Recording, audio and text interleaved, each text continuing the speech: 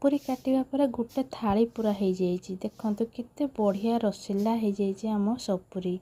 जेहेतु गछरे पाची बहुत बढ़िया रसीला हो जाता। सपुरी बहुत मीठा भी लगुला। आपण मैंने वीडियो देखुं लाइक करना, सब्सक्राइब करना, प्लीज वीडियो को लाइक करूँ, सब्सक्राइब।